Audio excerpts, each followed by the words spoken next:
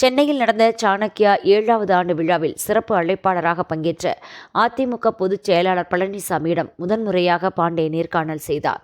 அவரது ரேபிட் ரக கேள்விகளுக்கு பழனிசாமி அசராமல் பதில் சொன்னார்.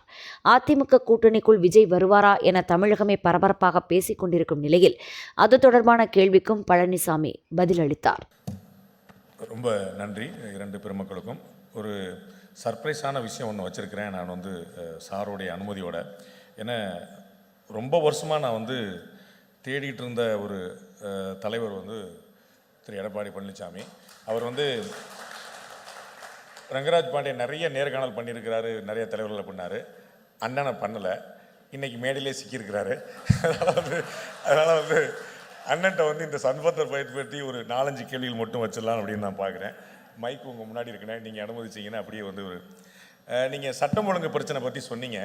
ஆனால் நம்முடைய உள்துறை செயலாளர் தீரஜ்குமார் அவர்கள், ஹோம் செக்ரட்டரி, ஐஏஎஸ் ஆஃபீஸர், அவர் 2021, 2026 2 புள்ளி விவரங்களை சொல்லி சட்டம் ஒழுங்கு சிறப்பாக இருக்குது, கொலைகள் குறைஞ்சிருக்கு, பாலியல் முயற்சி குறைஞ்சிருக்கு அப்படின்னு சில புள்ளி விவரங்களை சொல்கிறாரு. உங்களுடைய பதில்? அதாவது ஆட்சியாளர் சொல்லுவதை அதிகாரிகள் சொல்கிறாங்க, மக்கள் ஆட்சியாளர் தான் அந்த கேள்வி கேட்பாங்க. ஆனால் அந்த ஆட்சியாளர் தைரியமாக சொல்ல முடியல. அதுக்கு என்ன காரணம்? குற்றங்கள் நிறைஞ்சு போச்சு. அதனால் நாட்டு மக்களுக்கு நன்கு தெரியும் என்ன நடக்குது என்று அத்தனை பேருக்கு தெரியும்.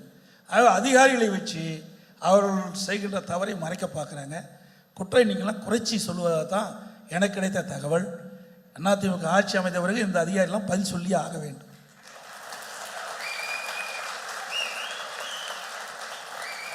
எதிர்கட்சிகளாக, உங்களுக்கு எதிர்கட்சிகளாக இருக்கிறவங்க, உங்களுடைய கட்சியிலேருந்து வெளியேறினவங்க தொடர் தோல்விகளை சந்தித்தவர் திரு எடப்பாடி பழனிசாமி அப்படின்னு நம்பர்ஸ் சொல்கிறாங்க. இந்த விமர்சனம், அதாவது 2011 2021 வரைக்கும் பாருங்க. 2011 திரு கருணாநிதி அவர்கள் இருக்கின்ற பொழுது எதிர்கட்சி அந்தஸ்து கூட கிடைக்க முடியல. ஆனால் இன்னைக்கு அதிமுக எதிர்கட்சி அந்தஸ்தில் இருக்குது. எங்கள் அம்மா மறைவுக்கு பிறகு மக்களுடைய ஆதரவை பெற்று பிரதான எதிர்கட்சி அதிமுக. அதோட 10 ஆண்டுல எத்தனை தோல்வியை திமுக சந்திச்சிருக்குது. ஆனால் இது ஊடகம் பத்திரிகை வெளிப்படுத்துவதில்லை. இன்றைக்கு திமுக அதை மிகப்படுத்தி பேசுகிறது. அதிமுக பொறுத்த வரைக்கும் நாங்குநேரி சட்டமன்றத்தை இடைத்தேர்தலில் வெற்றி பெற்றோம், விக்கிரவாணி இடைத்தேர்தலில் வெற்றி பெற்றோம். அதிமுக அந்த 10 ஆண்டுல பல வெற்றிகளை குவிச்சிருக்குது. ஆனால் இந்த 5 ஆண்டு தான் இருக்குது. வேணுமென்றே திட்டமிட்டு ஒரு தவறான தகவலை பரப்பி வராங்க, அவதூறு செய்தி பரப்பி வராங்க. அதுக்கெல்லாம் இந்த வருகின்ற சட்டமன்ற தேர்தலில் முற்றுப்புள்ளி வைக்கப்படும். உண்மையை சொல்லுங்க, உங்களுக்கும் இந்த அண்ணாமலைக்கு என்னதான் பிரச்சனை? ஒரு பிரச்சனையும் கிடையாது. ஊடகம் பத்திரிகையும் தான் பிரச்சனையே. ஏன்னா மரியாதைக்குரிய அண்ணாமலை அவர்கள் வருகிற செவ்வாய்க்கிழமை 17ஆம் தேதி அங்கே ஆர்ப்பாட்டம், அண்ணன் அந்த கோயம்புத்தூர்ல ஆர்ப்பாட்டத்துக்கு தலைமை தாங்கிறார். திரு வேலுமணி கூட சேர்ந்து நிச்சயமாய் திரு வேலுமணி அவர் முன்னிலை வைக்கிறாரு. திரு அண்ணாமலை அவர்கள் தலைமையேற்று அந்த கூட்டத்துக்கு ஆர்ப்பாட்டத்தில் தலைமை தாங்கிறாரு. ஆகவே எங்களுக்குள் எந்த விரிசலும் கிடையாது. ஆனால் பத்திரிகை ஊடகமும் எங்களுக்கு இப்படி ஒரு கஷ்டத்தை உண்டாக்க வேண்டாம் மட்டும் தான் கேட்டுக்கிறேன். நீங்களும் திரு டிடிவி தினரனும் உண்மையிலேயே ஒரு தாய் மக்கள் ஆயிட்டீங்களா? நிச்சயமாக அதில் என்ன இருக்குது? எங்களுக்கு வீடு பிரியலையா, காடு பிரியலையா, தோட்டம் பிரியலையா? ஒன்றும் கிடையாது. கருத்து வேறுபாடுகள் அப்பப்போ வரும். எல்லா கட்சி தலைவருக்கு வருகின்ற வேறுபாடு தானே ஒழிய அந்த வேறுபாடுகள்லாம் களையப்பட்டு விட்டது. ஒன்றாக இணைந்து மட்டுமில்லை, வருகின்ற தேர்தலிலே எங்கள் கூட்டணி அபரிதமான வெற்றி பெறுவதற்கு அவரும் உழைப்பார், நாங்களும் உழைப்போம். கிட்டத்தட்ட 25 கட்சிகள் டிஎம்கே கூட்டணியில் இருக்கிறாங்க. உங்களுடைய என்டிஏ கூட்டணி திமுக கூட்டணியை எதிர்கொள்வதற்கான அளவுக்கு வலிமையா இருக்குன்னு நினைக்கிறீங்களா? எண்ணிக்கை அதிகமா இருக்கலாம், வலிமை எங்க இருக்குது? எண்ணிக்கை தான் அங்கே வலுவை அதிகம். ஆனால் குறைந்த எண்ணிக்கையில் எங்களுடைய கட்சி இருந்தாலும் வலிமை மிக்க கட்சியாக இருக்குது. புரியுதுங்களா? இன்னும் அந்த கட்சியில் முடிவாகலையே. எத்தனை கட்சி வெளியே போகுது, எத்தனை கட்சி உள்ள இருக்குன்னே தெரியலையே. ஆக அதிமுகவை பொறுத்த வரைக்கும் இன்றைக்கி நாட்டு மக்களிடத்தில் அங்கீகரிக்கப்பட்ட கட்சி, 31 ஆண்டு காலம் ஆட்சி கீழ்ந்த கட்சி, பொண்ணு விளையாண்ட கட்சி. தேசிய ஜனநாயக கூட்டணியை பொறுத்த வரைக்கும் ஒரு வலிமையான கூட்டணியாக இருக்குது. இன்றைக்கு மத்தியிலே 3வது முறையாக அது ஆட்சியில் அமர்ந்திருக்கின்றது. அதே போல் டிடி தினகரன், மரியாதைக்குரிய அன்புமணி ராமதாஸ் அவர்கள் மற்றும் எங்கள் தேசிய ஜனநாயக கூட்டணியில் அங்கம் வைக்கின்ற கட்சிகள்லாம் மக்களிடத்தில் செல்வாக்கு மிக்க கட்சியாக இருக்கின்ற காலத்தில் எங்களுடைய வாக்குகள் நிலையானது. அதன் மூலமாக நிச்சயமாக வெற்றி பெறுவோம், ஆட்சி அமைப்போம். அதில் எந்தவித சந்தேகம் தேவையில்லை. இந்த திடீர்னு விடிஞ்சு எந்திரிச்சு பார்த்த உடனே எல்லார் அக்கௌண்ட்லையும் கோடைகால நிதி உட்பட சேர்த்து 5000 ரூபாய் காசு கொடுத்தாங்க. இது ஒர்க் அவுட் ஆகாதுன்னு நினைக்கிறீங்களா? அதாவது மக்கள் படுகிற துன்பத்தை பார்த்து கொடுத்தா பரவாயில்ல, இவடைய அடுத்த வருகின்ற தேர்தலை மையமாக வைத்து இதை கொடுக்குறாங்க. இன்றைக்கு அந்த குடும்ப தலைவிக்கு மாதந்தோறும் 1000 உரிமை தொகை கொடுக்குறாங்க. இந்த 3 மாத தொகையை இணைச்சி முன்கூட்டியே அதை அந்த மக்களுக்கு கொடுத்துருக்காங்க. அதில் 3000, 2000 கோடைகாலம். ஒவ்வொரு வருஷம் கோடைகாலம் வருது. ஸ்டாலின் மறந்து போச்சு. 2021 கோடைகாலம் வந்தது, 22 கோடைகாலம், 23 கோடைகாலம், 24 கோடைகாலம். ஆனால் இந்த ஆள் மட்டும் கோடைகாலம் இந்த முதலமைச்சருக்கு வந்துருன்னு சொன்னால் இன்றைக்கு தோல்வி பயத்தில் விரக்தியின் விளிம்பில் போன காரணத்தினால எதை மக்களிடத்தில் கொடுத்து மக்களை ஏமாற்ற பார்க்குறாங்க. நிச்சயம் அது நடக்காது. தமிழ்நாட்டு மக்களை பொறுத்தவரைக்கும் அறிவுஜீவி மக்கள் எது உண்மை, எது பொய், எது சரி, எது தவறு என்று ஆராய்ந்து சீர்தூக்கி பார்க்கக்கூடிய மக்கள் தமிழ்நாட்டு மக்கள். இந்த தேர்தலில் அதெல்லாம் பிரதிபலிப்பாங்க. எல்லாரும் என்கிட்ட கேட்குற கேள்வி நான் உங்கள்கிட்ட அனுப்பி விட்டுறேன்.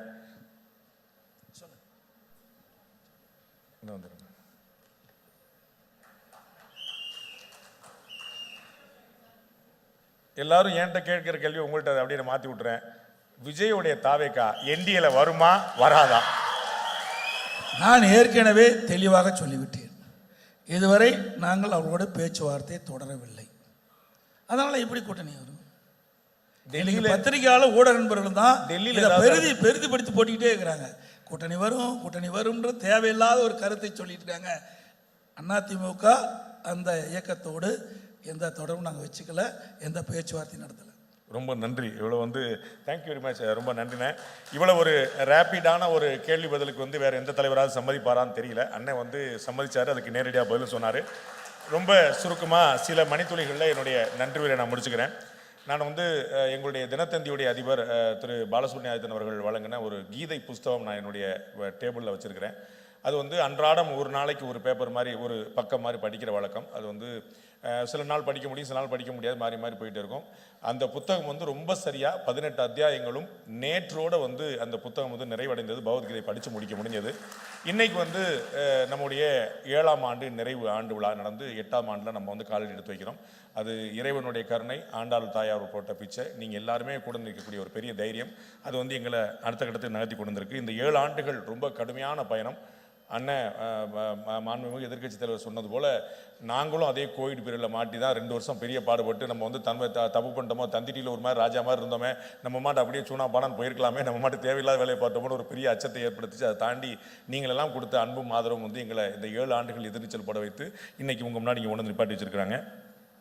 இதில் எங்களுக்கு உறுதுணையாக இருந்த அத்தனை ஸ்பான்சர்கள் அண்டு எங்களுடைய எஸ்எஸ்பிஎல் சேரிட்டி நிறுவனம் அண்டு டாக்குமெண்ட்ரியை ரொம்ப பிரமாதமாக பயன்படுத்துகிற நிறுவனங்கள், அப்புறம் அற்புதமான பறை இசை அடித்து நம்மளையெல்லாம் மகிழ்விச்ச புத்தர் கலைக்குழு, என்னுடைய பிள்ளைகள், என்னுடைய தம்பிகள், என் கூடவே இருக்கக்கூடிய அத்தனை பேருக்குமே என்னுடைய சிறந்தாழ்ந்த நன்றியை தெரிவித்துக்கிறேன். இன்றைக்கி சாயந்தரம் 5 மணிக்கு புறாம ஆரம்பித்த போது 5:15 அனுமதி கொடுத்த காவல்துறைக்கும் என்னுடைய நன்றியை தெரிவிச்சுக்கிறேன்.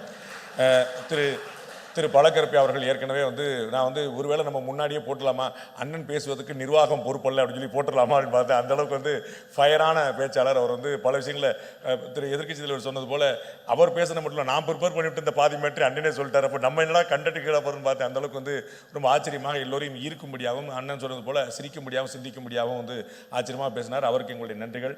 அதே போல் எதிர்க்கட்சி தலைவர் திரு எடப்பாடி பழனிசாமி அவர்கள் நாங்கள் 2020 நாங்கள் முதல் ஆண்டு விழா நிறைவு செய்த போது நாங்கள் அன்னைக்கு நான் அவர்கிட்ட கேட்டுக்கிட்டேன், தயவுசெய்து நீங்கள் எங்களை சிறப்பு விருந்தினராக வரணும் அப்படின்னு. ஃபோனில் அண்ணன் நான் உங்களை நிகழ்ச்சியெல்லாம் நிறைய பார்க்குறேன், நம்ம பையன் நிறைய பார்ப்பா அப்படி, நான் கட்டாயம் வர்றேன் அப்படின்னு சொல்லி சொன்னார். 7 வருஷம் கழிச்சு வந்திருக்கிறாரு. நான் கட்டாயம் வரணும்னு சொல்லி சொன்னார். அது சந்தர்ப்பம் அமையாமலே இருந்துச்சு. நாங்கள் எவ்ரி இயர் நாங்கள் விடவே மாட்டோம், அண்ணே வந்துருக்கணும், அண்ணே வந்துருக்கணும்னு சொல்லிட்டே இருப்போம். ரொம்ப குரூஷியலான டயத்தில் எப்போ வரணும் அப்படிங்கிற கணக்கு இருக்குல்ல. ஸோ இந்த எலெக்ஷன் ஜங்ஷனில் விடிய எல்லோரும் திரு எடப்பாடி பழனிசாமி அவருடைய முகத்தை பார்த்துக்கொண்டு என்ன செய்ய போகிறார், எப்படி போன போகிறார், என்ன காய் நேரத்தை போகிறார்னு எல்லாருமே எதிர்பார்த்து கொண்ட நேரத்தில் அவருடைய ரொம்ப பொன்னான நேரத்தை நமக்கு ஒதுக்கினார். ரெண்டு ஆச்சரியமான ஒரு ஃபயரி ஸ்பீச்சை கொடுத்தார். அண்ட் கேள்விகளுக்கு டக்கு டக்குன்னு சொன்னால் ஆக்சுவலாக நான் எதிர்பார்க்கல, நான் இவ்வளோ ஷார்ப்பாக சொல்லுவார்னு எதிர்பார்க்கல, கொஞ்சம் சமாளிப்பார்னு நினச்சேன். ரொம்ப தெளிவாக வெட்டு 1 துண்டு 2 அது தேங்காயை உடைச்ச மாதிரி வந்து உடைச்சு விட்டார். இதுக்கு வந்து நார்மலாக யாரும் சம்மதிக்க மாட்டாங்க, அதெல்லாம் ஒன்று வேண்டாம்னு சொல்லி சொல்லுவாங்க. அண்ணன் வந்து ஒரு 10 நிமிஷம் தான் பேசுவார்னு நினச்சேன்னா நான் வந்து சரி இடையில கொஞ்சம் வந்து ரொம்ப 10 நிமிஷம் பேசினா எதிர்பார்ப்புகள் ஏமாற்றமாக போயிடும் சொல்லிட்டு நான் கேள்வியில் வச்சுக்கிட்டேன். அண்ணன் வந்து அதுக்கு ரொம்ப பெருந்தன்மையாக சமைச்சாங்க. நீங்கள் இந்த நிகழ்ச்சி கலந்து பெரிய கௌரவம், ரொம்ப நன்றிண்ணே, தேங்க்யூ வெரி மச்ண்ணே. அன்னைக்கு நாங்கள் 2020 வந்து நாங்கள் இந்த முதல் ஆண்டு விழா நடத்தும் போது திரு ரஜினிகாந்த் அவர்கள் ஞாபகம் இருக்கும், அவர் தான் வந்து சிறப்பு விருந்தினராக கலந்து கொண்டு எங்களை பெரிய கௌரவித்தார். இங்கே வந்து சாணக்கியாவுடைய முதலாம் ஆண்டு விழா நடந்துகிட்டு இருக்கு. அங்கே முதலமைச்சர் வந்து லாக்டவுன் அறிவித்தார். இன்னையோட வந்து எல்லாம் லாக்டவுன், நாளிலிருந்து பொது நிகழ்ச்சியே கிடையாது. அப்படி ஜஸ்ட் மிஸ்ஸில் நாங்கள் வந்து தப்பிச்சோம். அந்த அளவுக்கு வந்து பெரிய ஒரு குருஷியலான பீரியடை நாங்கள் வந்து கடந்து வந்தோம். நிறைய விஷயங்கள் நான் சொல்ல நினச்ச நேரத்தில் 2 மட்டும் மேட் சொல்லிடுறேன். அண்ணன் வந்து திரு பழக்கரப்பை அவர்கள் வந்து கேட்டார், மோடி ஏன் புலம்புகிறார், எங்களை போன்ற இல்லாதவர்கள் தான் புலம்பணும், மோடி வந்து ஆணி அடித்த மாதிரி செய்ய வேண்டாமா அப்படின்னு. மத்திய மாநில அரசுகளுக்கு உறவுகளுக்கு சில வரையறைகள் இருக்குது. அந்த வரையறையை மீறி மத்திய அரசு செயல்பட்டால் திரு எடப்பாடி பழனிசாமி அவர்களே எதிர்ப்பார். அதை நம்ம புரிஞ்சுக்கணும். ஸோ மாநில அரசுக்குன்னு சில உரிமைகள் இருக்குது, அதை நம்ம விட்டு கொடுத்துட முடியாது. நம்ம வந்து சட்டம் ஒழுங்கு என்பது மாநிலத்துடைய பிரச்சனை. இங்கே நடக்கக்கூடிய விஷயங்களில் மாநிலம் தான் அவருடைய இடி இருக்குது, சிபிஐ இருக்குது, என்ஐஏ இருக்குது. ஆனால் அவர்கள் எப்போ வர முடியும் அப்படிங்கிறதுக்கான வரையறைக்கு நீதிமன்றங்கள் உத்தரவிடாமல், பயங்கரவாதம் தொடர்பு இல்லாமல், நேரடியாக வந்து இல்லாட்டி ஏதாவது ஒரு எஃப்ஐஆர் இல்லாமல் இடி, சிபிஐ, என்ஐஏ 3 பேர் வர முடியாது. அந்த வரையறை இருக்குது. அதனால தான் மோடி வந்து நாம் நேரடியாக செயல்பட முடியாத தருணத்தில் மக்களுக்கு வந்து இந்த விழிப்புணர்ச்சி கொண்டு வரணும் அப்படிங்கிறதுக்கான முயற்சி பண்ணியிருக்காரு. அதே போல் ஞான சம்பந்தமும் திருஞான சம்பந்தரும் ஜெயலலிதாவும் ஆரிய சிசுவாக பிறந்த திராவிட சிசு என்று சொன்னார்கள். அதை நான் வந்து ரொம்ப என்னுடைய மாற்று கருத்தை நான் தெரிவிக்க விரும்புகிறேன். அவர்கள் பச்சை தமிழராக பிறந்து பச்சை தமிழராக இருந்தவர்கள். அவர்கள் ஆரிய சிசுக்கள் அல்ல. பிராமண சமுதாயத்தில் பிறந்ததற்காக ஒருத்தர் ஆரியர் என்பதை நான் ஏற்க முடியாது. வேறு யாரையும் விட குறைவில்லாத பச்சை தமிழர்கள் பிராமணர்கள். அதில் எந்த தயக்கமும் இல்லாமல் சொல்லுவேன். பாரதியாரை விட ஒரு பச்சை தமிழரை பார்க்க முடியுமா? ஊவே சாமிநாத ஐயரை விட ஒரு பச்சை தமிழர் பார்க்க முடியுமா? ஸோ பிராமணர்களாக பிறந்துட்டாங்க அப்படிங்கிறனால அவர்கள் ஆரியர்கள் அப்படின்னு சொல்லிட்டு பாராட்டு தான், அது பெரிய கௌரவம் தான் நீங்கள் சொன்னது, அது மறுப்பதற்கில்லை. ஆனால் அவர்கள் ஆரிய சிசுவா திராவிட சிசுவா என்பதை தாண்டி 2 பேருமே பச்சை தமிழர்கள் என்பதை பணிவோடு சொல்லிக்கொள்ள விரும்புகிறேன். அதே போல் வந்து இன்னைக்கு மத்திய அரசு செய்யக்கூடிய பல விஷயங்கள் வந்து நமக்கு ஆச்சரியமாக இருக்கும். உங்களுக்கு ஞாபகம் இருக்கும், இன்னைக்கு நம்ம பேசிட்டு தருணத்தில் தான் திரு வைரமுத்து அவர்களுக்கு ஞான பீட விருது கொடுக்கப்பட்டிருக்கு. கொஞ்சம் யோசிக்கணும். தமிழ்நாடு அரசு திரைப்பட விருதுகளை வழங்கி கொண்டிருக்கிறது. திரைப்பட விருது தமிழ்நாடு அரசு வழங்கிய போது திரு ப. ரஞ்சித் அவர்கள் பாரபட்சமாக விருதுகள் வழங்கப்படுதுன்னு சொன்னார். சொன்னவர் யாருங்க? ப. ரஞ்சித் அவர்கள். ஆனால் மத்திய விருது, இந்தியாவின் நோபல் பரிசு இந்த இலக்கியத்துக்கு சொல்லப்படக்கூடிய ஞானபீட விருது உங்களுக்கு திரு வைரமுத்துவை நல்லா தெரியும், என்னோட ரொம்ப நல்லா தெரியும்.